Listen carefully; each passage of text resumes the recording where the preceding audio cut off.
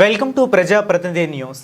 నేరేళ్ల ఘటన జరిగిన సమయంలో తెలంగాణను పాలించిన కుటుంబంతో సభ్యురాలిగా ఉన్నందుకు సిగ్గుతో తలదించుకుని క్షమాపణ కోరుతున్నానని తెలంగాణ రక్షణ సేన అధ్యక్షురాలు కల్వకుంట్ల కవిత అన్నారు.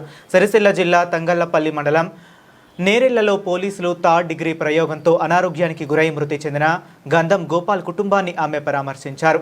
నేరేళ్ల బాధితులను పర్యాటకురాలిగా పరామర్శించేందుకు రాలేదని ఎస్సీ ఎస్టీ కమిషన్ నివేదికను వెలుగులోకి తెచ్చి బాధితులకు న్యాయం జరిగేలా పోరాడతానన్నారు.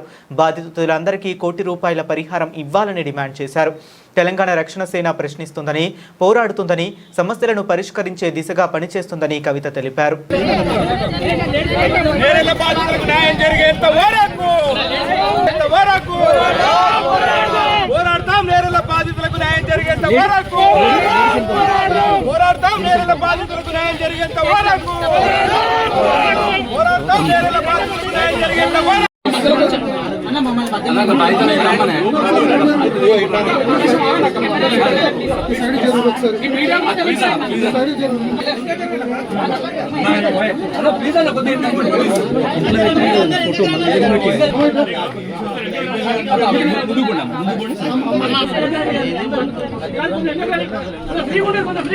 जोहार गंधम गोपाल, जोहार जोहार, जोहार गंधम गोपाल, जोहार जोहार. నేరేళ్ల బాధితులకు న్యాయం జరిగేంత వరకు పోరాడతాం. నేరేళ్ల బాధితులకు న్యాయం జరిగేంత వరకు పోరాడతాం.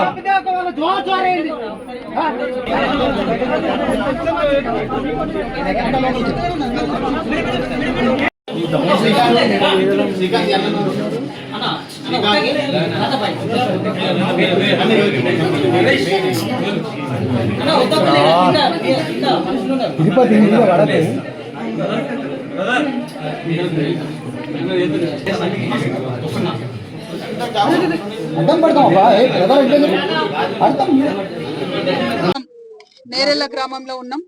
మరి తెలంగాణ రాష్ట్రం వచ్చిన తర్వాత సబ్బండ వర్గాలకు కూడా న్యాయం జరుగుతుందనే ఉద్దేశంతో తెలంగాణ రాష్ట్రంలో ఉన్న మనందరం కూడా పిడికిలి బిగించి స్వరాష్ట్రాన్ని సాధించుకున్నాం. రాష్ట్రం వచ్చిన తర్వాత మరి నేరేళ్లలో జరిగినటువంటి ఈ ఘటన సభ్య సమాజం అంతా కూడా సిగ్గుతోని తలవంచుకోవాల్సిన ఘటన. ఈ సంఘటన జరిగినప్పుడు పరిపాలించినటువంటి కుటుంబంలో నేను కూడా ఒక సభ్యురాలుగా ఉన్నా.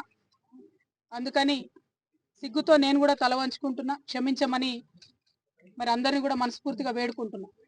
ఎందుకంటే తెలంగాణ రాష్ట్రం వచ్చిందంటే అందరం బాగుండాలి, ప్రతి ఒక్కరికి న్యాయం జరగాలనుకున్నాం. కానీ కొందరి ధనదాహం కోసం మరి నేరేళ్ల గ్రామంలో అనేక మంది ప్రాణాలు కోల్పోయినారు. ఆనాడు ఒక బిడ్డ ప్రాణం కోల్పోతే ఊరంతా కూడా కోపానికి వచ్చి మరి ఆవేశంగా రాస్తారోకో చేయడం, అట్లాంటి కార్యక్రమాలు చేసినప్పుడు పోలీసులంతా కూడా దాష్టికాన్ని చేయడం మొత్తం అందరం కూడా గమనించాం. మరి ఇవాళ నేను ఇప్పుడున్నటువంటి ముఖ్యమంత్రి రేవంత్ రెడ్డి గారిని సూటిగా ప్రశ్నిస్తున్నా, బండి సంజయ్ గారిని సూటిగా ప్రశ్నిస్తున్నా, కేటీఆర్ గారిని సూటిగా ప్రశ్నిస్తున్నా. పోలీస్ వాళ్ళు నేరేళ్లలో 8 మందిని తీసుకుపోయి 5 రోజుల వరకు వాళ్ళు ఎక్కడున్నారో చెప్పకుండా విపరీతంగా వారిని కొట్టి కనీసం జైలర్ కూడా నేను తీసుకోలేను అనేటటువంటి పరిస్థితి తీసుకొస్తే ఇంతవరకు ఒక్క పోలీసుడి కన్నా శిక్ష పడ్డదా? ఇంతవరకు ప్రభుత్వాన్ని, చట్టాన్ని తమ చేతుల్లోకి తీసుకున్నటువంటి ధనదాహంతో ఈ దమనకాండ జరిపినటువంటి వారికి ఎవరికన్నా శిక్ష పడ్డదా? మరి స్థానిక ఎమ్మెల్యేగా ఉన్న కేటీఆర్ గారు ఎందుకు శ్రద్ధ చూపించలేదు? ఆనాడు బండి సంజయ్ గారు వచ్చి మొసల్ కన్నీళ్లు గార్చిపోయినరు. కేంద్ర ప్రభుత్వంలో ఉన్న ఎస్సీ ఎస్టీ కమిషన్ కి చెప్తామన్నారు. ఏమైంది రిపోర్ట్? అది ఇంకా నడిచొస్తుందా ఢిల్లీ నుంచి? ఎందుకు ఇన్ని రోజులైతే రిపోర్ట్ రాదు? ఖచ్చితంగా రిపోర్ట్ రావాల్సిందే. రావడం కోసం నేను ముందుంటే అవసరమైతే ఢిల్లీకి పోతాం, అవసరమైతే నేరేళ్ల బాధితులందరినీ కూడా తీసుకొని ఢిల్లీకి పోయి ఆ రిపోర్ట్ తీసుకొని వస్తాం. అంతకుముందు human rights commission, national human rights commission అప్పుడున్న డీజీపీకి చెప్పింది, చర్యలు తీసుకోండి, మీరు ఎస్పీ గారి మీద చర్యలు తీసుకోండి అంటే ఒక చిన్న ఎస్ఐని బలిపశువుని చేసి ఎస్పీని కానీ మిగతా వాళ్ళందరినీ వదిలిపెట్టినటువంటి పరిస్థితి. అంటే ఎట్లా ఉంది తెలంగాణలో?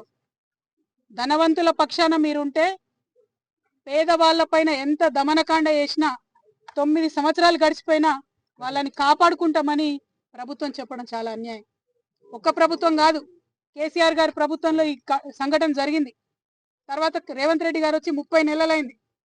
ఆనాడు పెద్ద పెద్ద మాటలు మాట్లాడిన రేవంత్ రెడ్డి గారు ఈ 30 నెలల్లో కనీసం నేరెళ్ళ పేరు కూడా ఎత్తలేదు.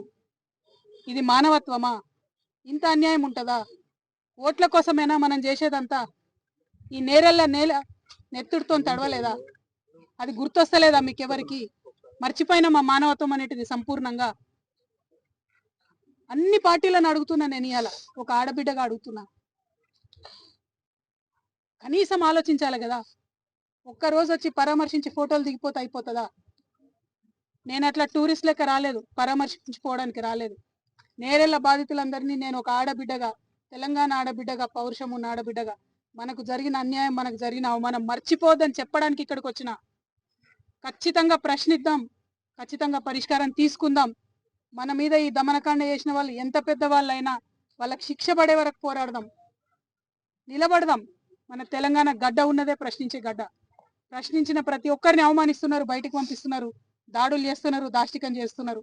అది ఆ ప్రభుత్వం లాగాలే ఈ ప్రభుత్వంలో కూడా ఆగుతలేదు. నేను నేరెళ్ళ ప్రజలందరినీ కూడా చేతులెత్తి నమస్కరించి విజ్ఞప్తి చేస్తున్నా. ఇసుక కోసం ఆ ప్రాణాలు పోగొట్టుకున్నది మనం. ఇసుకనా? డబ్బు ముఖ్యమైపోయిందా? ఇవాళ ప్రాణాలు పలసగా అయిపోయినాయా? అన్యాయం కదా. ముఖ్యమంత్రి గారిని ఒకటే డిమాండ్ చేస్తున్నా నేను, కనీసం మీకు ఇంత మానవత్వం మిగిలిన్నా, ఆనాడు ఓట్ల కోసం వచ్చి వీళ్ళని వాడుకున్నారు కదా నేరెళ్ళ వాళ్ళను. ఏమైపోయింది మరి ఆ మంత్రులందరూ? మీరా కుమార్ని తీసుకొచ్చారు కదా, ఏమైపోయింది మీరా కుమార్ గారు? ఏమైపోయింది బట్టి విక్రమార్క గారు? ఏమైపోయింది పొన్నం ప్రభాకర్ గారు, అడ్లూరు లక్ష్మణ్ గారు? ఇప్పుడు మంత్రివర్గంలో మీరు ఉన్నారంటే వీళ్ళ కన్నీటి మేడల మీద కాదా, వీళ్ళ కన్నీళ్ళని మెట్లు వేసుకొని కాదా మీరు గెలిచింది? మర్చిపోతారా గెలవంగానే? మనుషులేనా మీరు? కొంచెం మానవత్వం చూపించండి, శిక్ష వేయించండి. భయం ఉండాలి పోలీస్ వాళ్ళకు ప్రజల్ని టచ్ చేయాలంటే. ఆ కుటుంబాలు, పోలీస్ వాళ్ళు కష్టపడతారు, నేను ఒప్పుకుంటా. కానీ చట్టాన్ని మీ చేతిలోకి తీసుకునే రైట్ మీకు కూడా లేదు. మీరు చట్టం కాదు. ఒకవేళ ఇక్కడ వాళ్ళు తప్పు చేసి ఉంటే, ఒకవేళ లారీలు జాలబెట్టుంటే కోర్టుకి ఇచ్చేది ఉండే. కొట్టే అధికారం మీకు ఎవడిచ్చిండు? 5 రోజులు కొడతారా? బాణాన్నను చూడండి, ఇప్పటి వరకు కూడా కట్టే పట్టుకొని నడిచే పరిస్థితి. హరీష్ని చూడండి, ఇప్పటి వరకు నడవాలంటే నడవలేనటువంటి పరిస్థితి. చనిపోయినటువంటి గోపాల్ వాళ్ళ కుటుంబం చెప్తున్నది 9 ఏళ్ళు ప్రతి నిత్యం హాస్పిటలే, ఒక్క రూపాయి కూడా ఇవ్వలే గవర్నమెంట్. నేను డిమాండ్ చేస్తున్నా, నేరెళ్ళ బాధితులందరూ కూడా 1 కోటి రూపాయలు ఇవ్వాల్సిందే. రేవంత్ రెడ్డి గారి ప్రభుత్వం ప్రతి కుటుంబానికి 1 కోటి రూపాయలు ఇవ్వాల్సిందే, ఖచ్చితంగా ఇవ్వాల్సిందే. ఈ దమనకాండకు పాల్పడ్డ నేరస్తులకు శిక్ష పడాల్సిందే. తెలంగాణ రక్షణ సేనని ఉట్టిగా పెట్టుకోలే నేను, తెలంగాణను రక్షించుకోవడానికే పెట్టుకున్నాం. ఖచ్చితంగా ఢిల్లీ నుంచి రిపోర్ట్ తెప్పించుకుంటాం, ముఖ్యమంత్రి గారి మెడలు వంచుతాం, పరిష్కారాన్ని చూపిస్తాం. అందరిలాగా పరామర్శించిపోవడానికి రాలేదు, ప్రశ్నిస్తాం, పోరాడతాం, పరిష్కరిస్తాం. ఖచ్చితంగా పరిష్కారం చూపడం కోసమే వచ్చినాం. మీ అందరు నేను మళ్ళొకసారి క్షమించమని కోరుతా ఉన్నా. ఈ దమనకాండ జరిగినప్పుడు ఆ పరిపాలించిన కుటుంబంలో నేను కూడా ఉన్నా, సిగ్గుతో తలవంచుకుంటున్నా. ఆ విషయం ఆనాడు చెప్పినా, ఈనాడు కూడా చెప్తున్నా.